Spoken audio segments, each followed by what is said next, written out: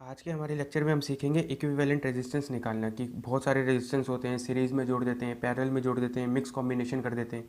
तो उसके हिसाब से हम क्या करेंगे, आज इक्विवेलेंट रेजिस्टेंस निकालेंगे। तो सबसे पहले उसमें कुछ बेसिक बात करते हैं कि ठीक है कि कॉम्बिनेशन में दो इंपॉर्टेंट कॉम्बिनेशंस होते हैं कि एक होता है सीरीज़, एक होता है पैरेलल। तो सबसे पहले हम देखते हैं सीरीज़ कॉम्बिनेशन। सीरीज़ कॉम्बिनेशन,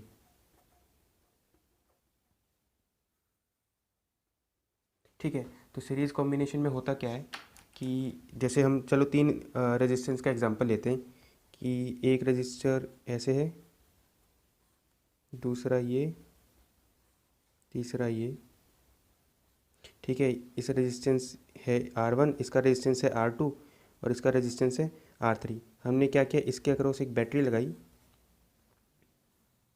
जिसका पोटेंशियल डिफरेंस था V वोल्ट, ठीक है। तो हम क्या चाहते हैं कि हम ये चाहते हैं कि ये तीन रेजिस्टेंस हटा के हम एक सिंगल रेजिस्टेंस लगाएं और जो इफेक्ट ये वाला सर्किट शो करेगा वही इफेक्ट वो वाला सर्किट शो करे। तो हम क्या करते हैं, इसके लिए इक्विवेलेंट सर्किट बनाते हैं जिसमें हम इन तीन रेजिस्टेंस को हटा के एक सिंगल रेजिस्टेंस लगाते हैं। ये हो गया V, ये हो गया, इसका रेजिस्टेंस हो गया मान लो R इक्विवेलेंट। तो ठीक है, इसमें बात करते हैं।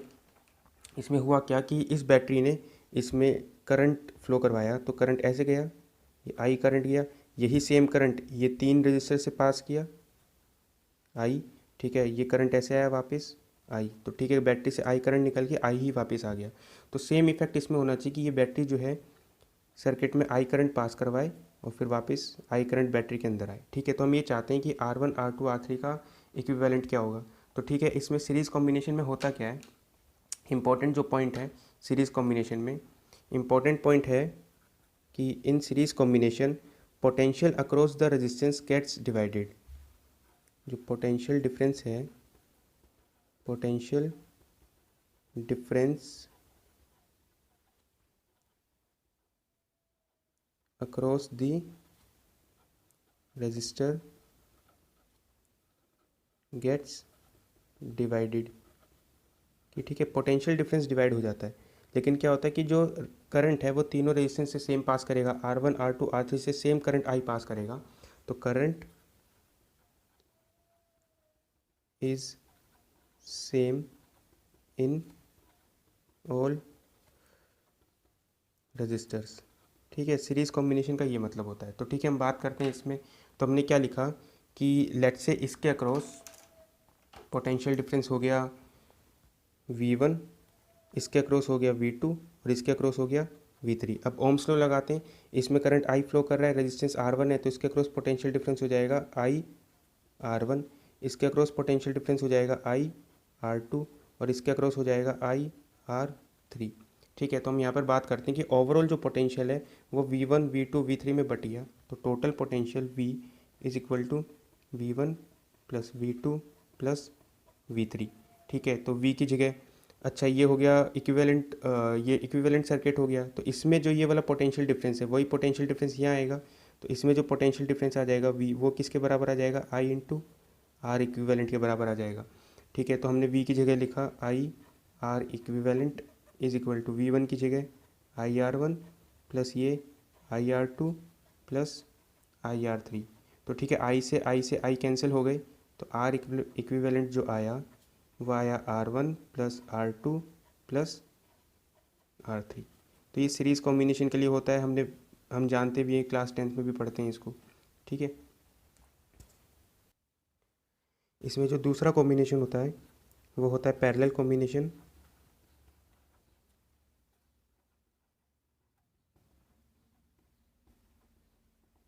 ठीक।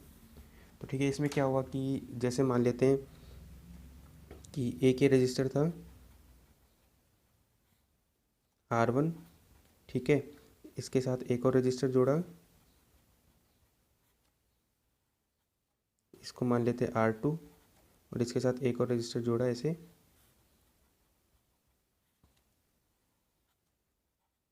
R3, ठीक है। इन तीनों रजिस्टर को ऐसे कनेक्ट किया और इसके साथ एक बैटरी लगा दी,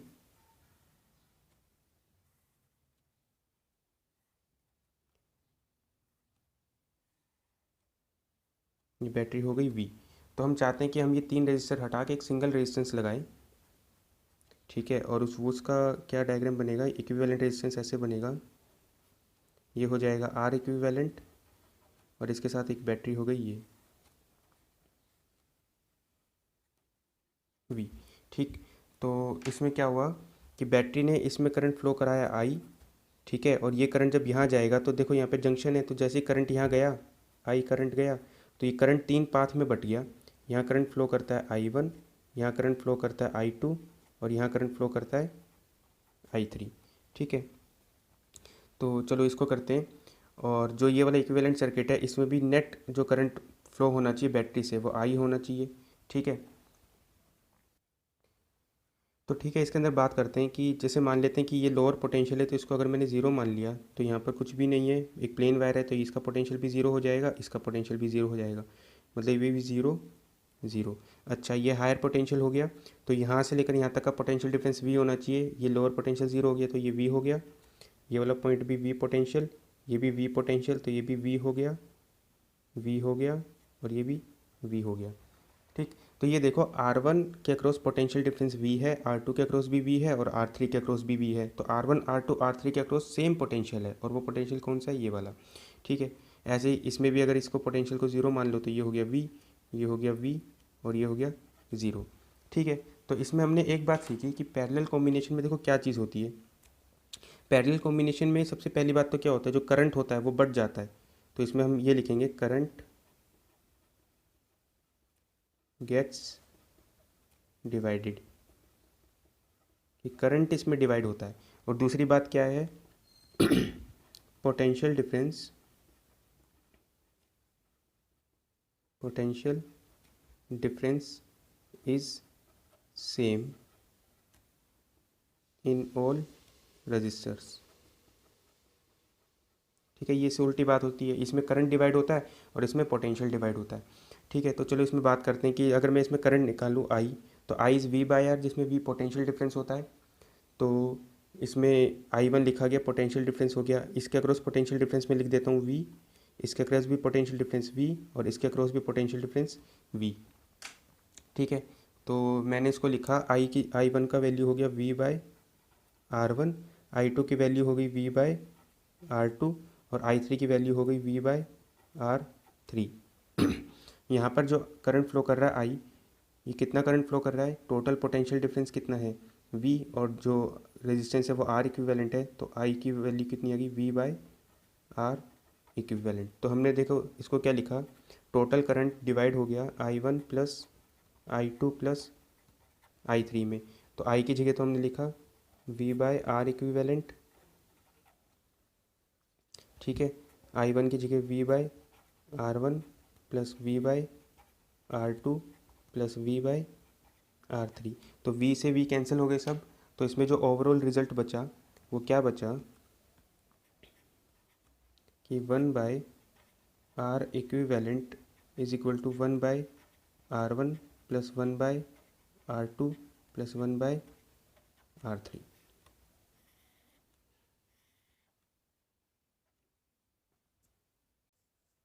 ठीक है, तो हमने सीरीज़ और पैरेलल कॉम्बिनेशन के लिए R इक्विवेलेंट के फॉर्मूले देख लिए, ठीक है। इसमें कुछ हम स्पेशल केसेस करते हैं जो बार बार काम में आता है, तो इम्पोर्टेंट पॉइंट्स हमें याद होने चाहिए इसमें। तो इम्पोर्टेंट पॉइंट्स देखते हैं।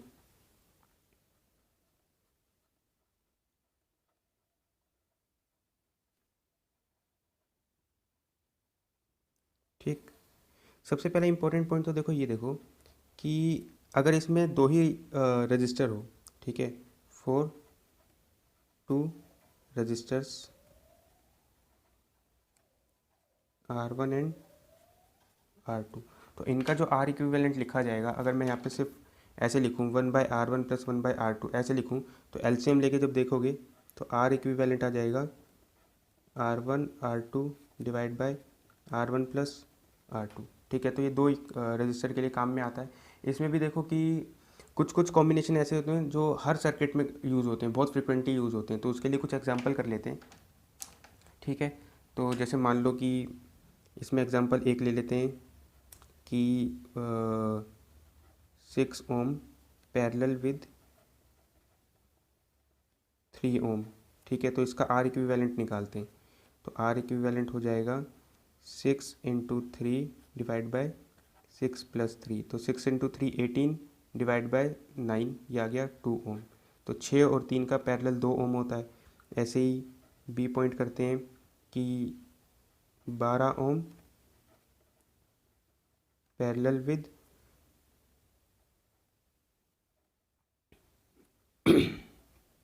पैरेलल विद 6 ओम। तो इसके लिए अगर लिखोगे तो आर इक्विवेलेंट आ जाएगा 12 × 6 डिवाइड बाय 12 + 6, 12 × 6 72, 12 + 6 18, तो ये आ जाएगा 4 ओम। ठीक है, सी 9 ओम पैरेलल विद 18 ओम। ठीक है, तो इसका आर इक्विवेलेंट आ जाएगा 9 × 18 डिवाइड बाय 9 + 18।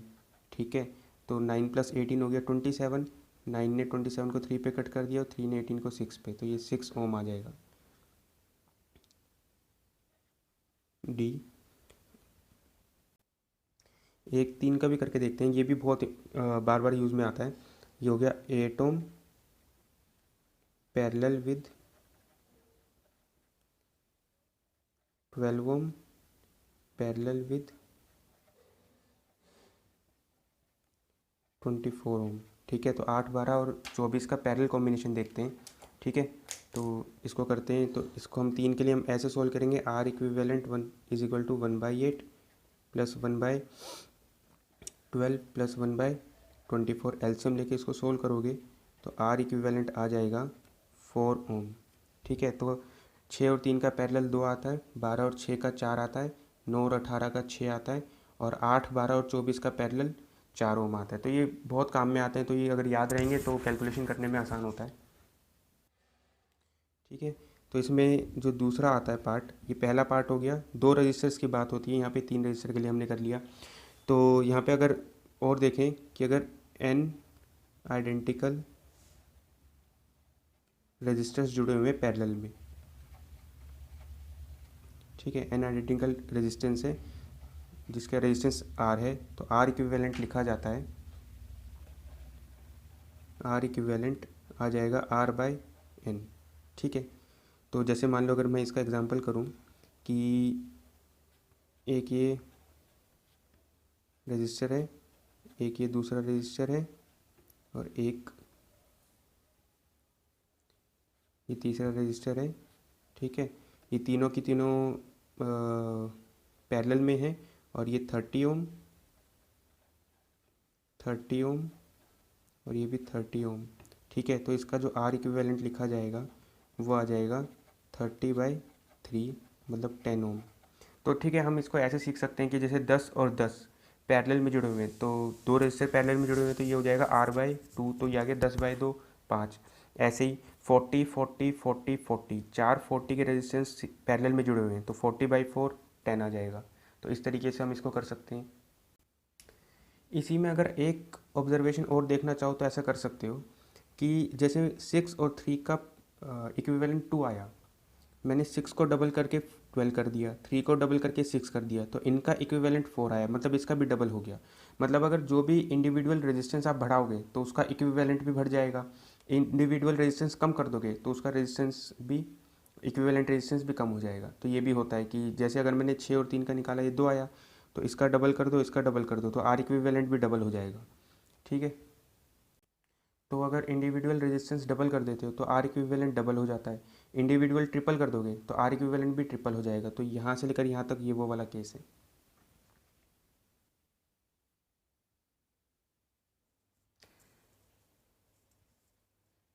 तो चलो इसके ऊपर क्वेश्चन करते हैं। सबसे बेसिक क्वेश्चन है ये भी सीरीज पैरेलल में।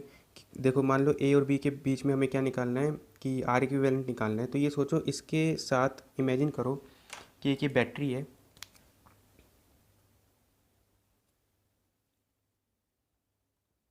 V वोल्ट की।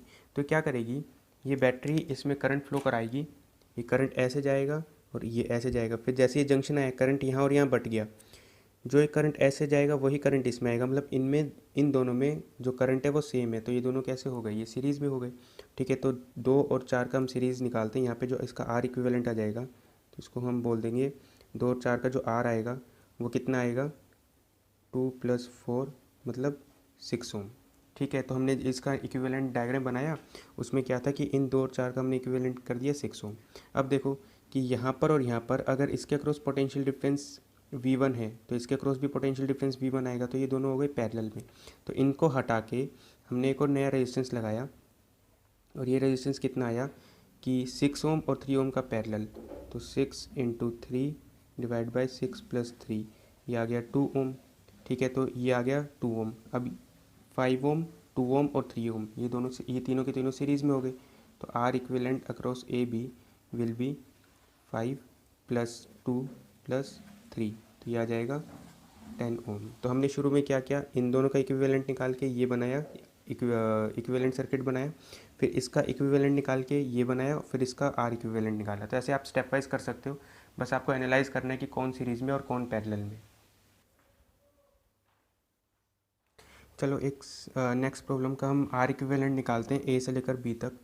तो क्या करते हैं, सबसे पहले तो 6 और 12 ये दोनों के दोनों पैरेलल में हैं, तो इन दोनों का पैरेलल निकाल देते हैं। तो इन दोनों का पैरेलल जब करोगे तो यहाँ पर कितना आएगा, 6 और 12 का पैरेलल 4 ओम आता है, तो ये हो गया 4 ओम। ठीक है, तो इसको मैंने यहाँ लिख दिया कि 6 × 12 डिवाइड बाय 6 + 12, ये आ गया 4 ओम। ठीक है, इन दोनों का पैरेलल तो आ गया 4 ओम। ठीक है, ऐसे शो भी कर देते हैं। ठीक है, अच्छा इन इसी में हम क्या करते हैं, इसी का जब इक्विवेलेंट बनाते हैं तो हम 12 और 36 इनका भी सीरीज़ कर लेते हैं। इनका अगर हम आर इक्विवेलेंट निकालेंगे, ठीक है, तो हुआ क्या कि करंट ऐसे जाके ऐसे चले जाएगा, दोनों के दोनों सीरीज़ में हो गए। 12 और 36 का जो आंसर आया ये कितना आया, 48 ओम। ये कैसे आया, 12 + 36 = 48 ओम। ठीक है, उसके बाद करते हैं कि ठीक है कि अब ये क्या हो गया कि करंट ऐसे जाके ऐसे जाएगा, मतलब ये दोनों किस में आ गए, सीरीज़ में। तो 4 और 8 का जो सीरीज़ आया, 4 और 8 का सीरीज़ ये आ जाएगा 4 + 8, ये आ गया 12 ओम। ठीक है, तो यहाँ पर हमने लिखा 12 ओम। ठीक, ऐसे 15 और 45 ये दोनों भी सीरीज़ में हो गए, तो ये 15 और 45 का हो गया 60 ओम। ठीक है, और ये दोनों किस में हो गए, पैरेलल में हो गए, तो 48 और 48 अगर पैरेलल में हो जाएगा तो इन दोनों का पैरेलल कॉम्बिनेशन आ जाएगा 24 ओम। ठीक है, फिर हम क्या करते हैं कि चलो इसके बाद इसमें आते हैं कि 12 और 60 ये दोनों किस में आ गए, ये दोनों पैरेलल में हो गए, तो 12 और 60 का जो पैरेलल आएगा वो आ जाएगा 12 × 60 डिवाइड बाय 12 + 60, तो इसको सोल्व करोगे तो ये आ जाएगा 10 ओम। तो ठीक है, इन दोनों का जो पैरेलल आया ये आ गया 10 ओम। इसके साथ ये सीरीज ये हो गया 14 ओम। ठीक है, और ये 24 को हमने यहाँ शो किया है, तो 24 इसमें हो गया ये। अब यहाँ से लेकर जब यहाँ आते हैं ये सी ये डी पार्ट, जब यहाँ आए तो 10 और 14 ये दोनों हो गए सीरीज़ में, तो 10 और 14 का हो गया ये 24 ओम।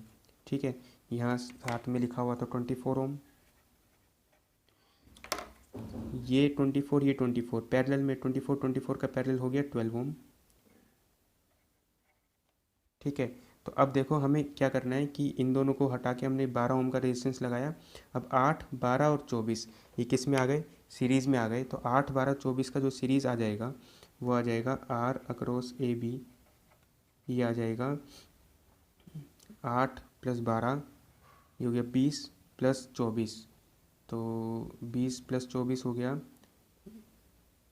44 ओम। 8 और 12 20 और ये 24, तो 44 ओम इसका रेजिस्टेंस हो गया। ठीक है, तो चलो एक और एग्जांपल करते हैं। इसमें क्या है कि ऐसे रेजिस्टेंस दिए गए हैं और आर ए बी निकालना है हमें। तो ये देखो होता क्या है कि इसके अक्रॉस अगर एक इमेजिन करूँ कि एक ये बैटरी है, तो करंट ऐसे जाएगा, ऐसे जाके अब देखो करंट के पास दो रास्ते हुए, एक ये वाला एक रास्ता, एक ये वाला रास्ता, फिर करंट ऐसे आया, फिर दोबारा उसके पास दो रास्ते, फिर दोबारा मिल जाएगा। तो सबसे पहले तो मैं ये बोल सकता हूँ कि 8 और 8 ये दोनों पैरेलल में चले गए, तो 8 और 8 का पैरेलल, अब इसको डायरेक्ट लिखेंगे, 8 और 8 का पैरेलल हो जाएगा 4 ओम। ठीक है, इसका रेजिस्टेंस निकालते हैं। ठीक है, तो इसका देखो रेजिस्टेंस कैसे कर सकते हो कि ये है प्लेन वायर, प्लेन वायर के क्रॉस पोटेंशियल डिफरेंस जीरो होता है, तो प्लेन वायर का रेजिस्टेंस भी जीरो होता है। तो इसका अगर मैं रेजिस्टेंस लिखूँ आर, ठीक है, वो कितना है, जीरो। तो इन दोनों का जो इक्विवेलेंट आएगा, कि इन दोनों का प्लेन वायर का और इस वाले रेजिस्टेंस का अगर मैं इक्विवेलेंट निकालूँ तो वो कितना आएगा, R equivalent will be 2 R1 into R2 divide by R1 plus R2। तो ये हो जाएगा 2 into zero divide by 2 plus zero, तो ये कितना आ गया, 0 ओम।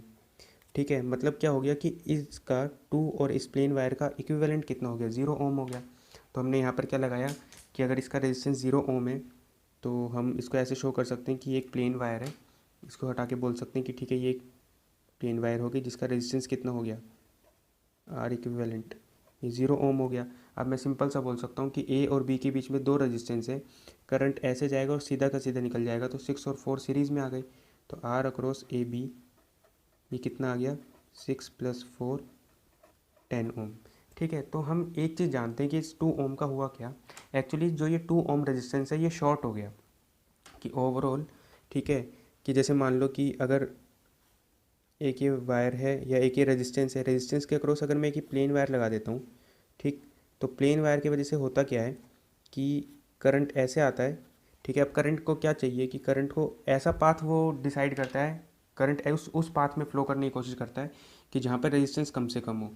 तो इसका रेजिस्टेंस हो गया 2 ओम और इसका रेजिस्टेंस हो गया 0 ओम, तो जो भी करंट होगा ज़्यादा से ज़्यादा करंट इधर फ्लो करने की कोशिश करेगा। अब इसका रेजिस्टेंस 0 है, इसका मतलब है सारा का सारा करंट इसमें से फ्लो कर जाएगा, आई ऐसे और ये ऐसे, और फिर ऐसे जाके ये करंट ऐसे निकल जाएगा, आई, मतलब जो करंट है वो कभी भी 2 ओम रेजिस्टेंस में गया ही नहीं। तो यहाँ पर अगर 2 ओम की जगह 5 ओम हो, 10 ओम हो, तब भी करंट ऐसे ही फ्लो करेगा।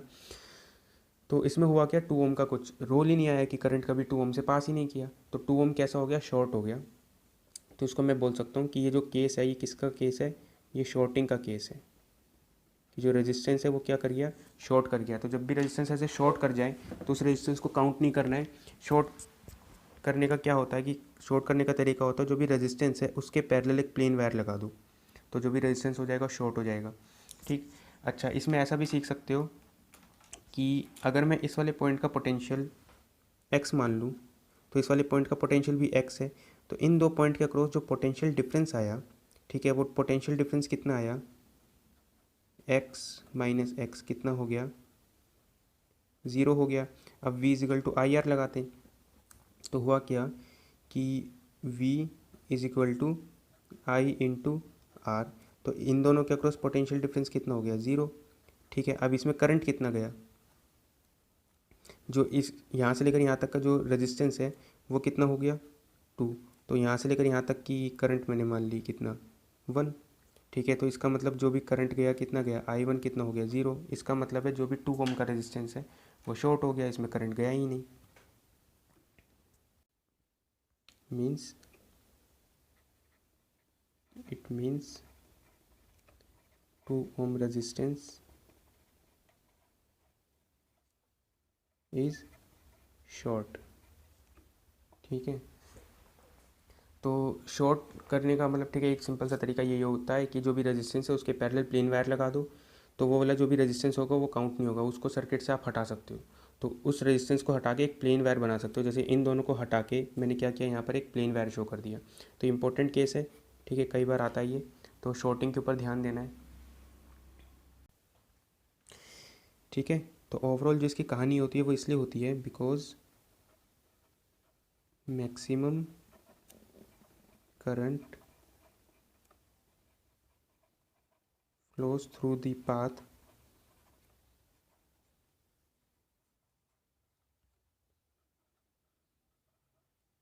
having smallest resistance। जिस भी पाथ में सबसे छोटा रेजिस्टेंस होगा ज़्यादा से ज़्यादा करंट वहाँ फ्लो करने की कोशिश करता है। ठीक है, तो 2 ओम और 0 ओम में सबसे कम रेजिस्टेंस हो गया 0 ओम, तो सारा का सारा करंट वहाँ से पास कर गया, तो 2 ओम रेजिस्टेंस से कोई करंट पास ही नहीं करता है, तो वो शॉर्ट हो गया। शॉर्ट होने का बेसिकली मतलब ये होता है कि जो भी रेजिस्टेंस है उससे करंट पास नहीं होना चाहिए। हम बाद में जाके देखेंगे जब रेजिस्टेंस ओपन में आ जाएगा, ओपन सर्किट में आ जाएगा, तो भी उधर से करंट फ्लो नहीं करेगा, तो उसको भी शॉर्टिंग बोल सकते हो, या रेजिस्टेंस ओपन में हो गया तो वो काउंट नहीं होगा, तो उसको भी हम देखेंगे। ठीक है, इस पर एक लास्ट क्वेश्चन करते हैं। इसमें क्या है कि ऐसा एक सर्किट दिया हुआ है और इस वाले पॉइंट के बीच में हमें क्या करना है, इक्विवेलेंट रेजिस्टेंस फाइंड आउट करना है। तो देखो सबसे पहले तो कि क्या होगा कि जो भी यहाँ पे एक बैटरी इमेजिन करोगे तो बैटरी से ऐसे करंट बाहर निकलेगा। ठीक है, तो जो भी करंट ऐसे जाएगा वो इसमें चले जाएगा, कि ये दोनों किस में हो गए, ये दोनों सीरीज़ में हो गए। करंट ऐसे जाएगा फिर दोबारा बटेगा, तो जो करंट इसमें जाएगा वही करंट इसमें आएगा, तो ये दोनों भी सीरीज़ में हो गए। तो ठीक है, इन दोनों का सीरीज़ लिख देते हैं कि आर और आर का जो सीरीज़ आएगा वो कितना हो जाएगा, R plus R two R. तो इन दोनों को हटा के मैंने यहाँ पर इसके पैरेलल मैंने क्या लगाया, टू आर लगा दिया। ये हो गया आर रेजिस्टेंस। तो इस आर रेजिस्टेंस के जो पैरेलल गया वो कितना गया, ये टू आर हो गया। ठीक है, ऐसे ही इन दोनों का भी हम कर देते हैं सीरीज़। तो इन दोनों का भी सीरीज़ होके कितना हो गया, ये टू आर हो गया। अब देखो कि ये टू आर और आर ये दोनों आपस में पैरेलल हो गए, तो टू आर और आर का पैरेलल निकाल लेते हैं।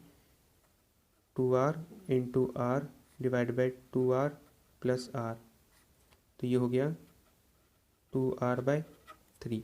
तो मैंने क्या किया, इन दोनों को हटा के एक रेजिस्टेंस लगाया जिसकी वैल्यू थी टू आर बाई थ्री। ऐसे ही इन दोनों को भी कर लेते हैं कि ये जो दोनों रेजिस्टेंस है ये भी आपस में पैरेलल में हो गए, तो R into two R divide by two R plus R, तो ये भी हो गया टू आर बाई थ्री। तो इन दोनों को हटा के भी मैंने कितना किया इसको, टू आर बाई थ्री। ठीक है, अब देखो कि यहाँ पर जो भी ए और बी के बीच में जो बैटरी थी, तो करंट अब कैसे जाएगा, ऐसे ऐसे और ऐसे। तो जो करंट इसमें जाएगा वही करंट इसमें चले जाएगा, तो ये दोनों फिर से किस में आ गए, सीरीज़ में आ गए। तो टू आर बाई थ्री और टू आर बाई थ्री का जो सीरीज़ आ जाएगा वो आ जाएगा two R by three plus two R by three, तो ये हो गया फोर आर बाई थ्री। तो इन दोनों को हटा के इस रेजिस्टेंस ये आर के पैरेलल मैंने कितना लगाया, फोर आर बाई थ्री का। ठीक है, अच्छा फिर इसको सोल्व करते हैं कि ये दोनों फिर से किस में हो गए, पैरेलल में हो गए। तो इन दोनों का जो पैरेलल कॉम्बिनेशन आएगा,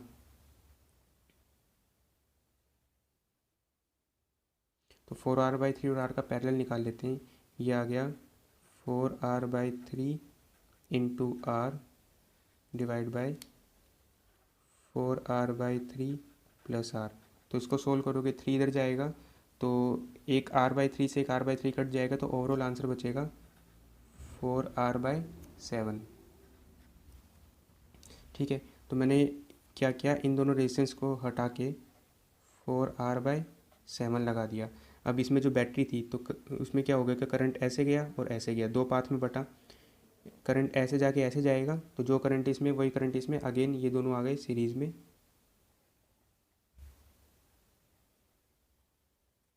तो फोर और इसका सीरीज़ हो जाएगा four R by seven plus are.